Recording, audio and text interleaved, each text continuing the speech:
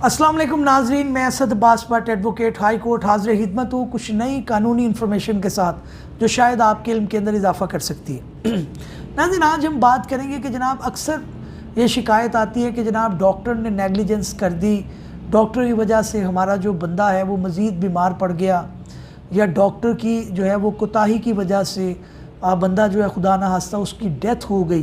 तो क्या इस सूरत के अंदर क्या क्लेम किया जा सकता है? क्या आप उस डॉक्टर के ख़िलाफ़ कोई एफआईआर दर्ज करवा सकते हैं?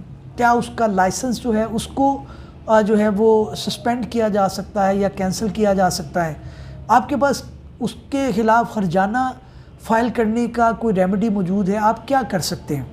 देखिए, इसके अंदर हमारा जो है वो पंजाब की हद तक अगर बात की जाए तो पंजाब हेल्थ कमीशन एक्ट है, वो इस बारे में आगाह करता है कि जनाब आपने डॉक्टर की नेगलिजेंस के ख़िलाफ़ क्या मामला करना है। वो एक तफसीली लॉ है, उसके अंदर मुकम्मल डिटेल दी गई है। लेकिन लोग ये करते हैं कि वो फौरी तौर पर जाके पुलिस स्टेशन के अंदर एक एफआईआर दर्ज करवाने की कोशिश करते हैं कि उस डॉक्टर को पकड़ा जाए, उसको सज़ा दी जाए। पाकिस्तान के अंदर जब पंजाब के अंदर जब ये लॉ नहीं आया था हेल्थ केयर कमीशन एक्ट, तो तब तक तो यही मामला था कि एक एफआईआर होती थी और दूसरी साइड पर खर्जाने का दावा फ़ाइल किया जाता था। लेकिन अब क्योंकि मामला मुख्तलिफ है और नया एक लॉ आ चुका है, उसकी रोशनी के अंदर आप सबसे पहले हेल्थ केयर कमीशन को एक एप्लीकेशन फ़ाइल करते हैं।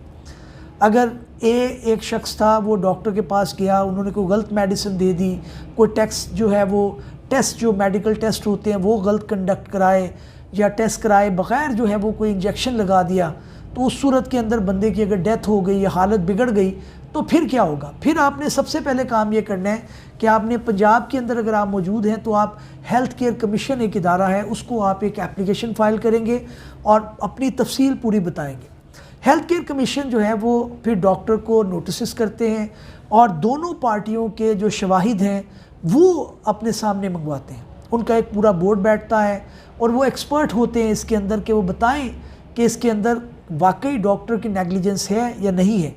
पार्टियों के गवाह जो है वो मौजूद होते हैं, उनके शहादतें जो है मौसूल की जाती हैं, रिकॉर्ड की जाती हैं, उनके ऊपर क्रॉस एग्जामिनेशन की जाती है।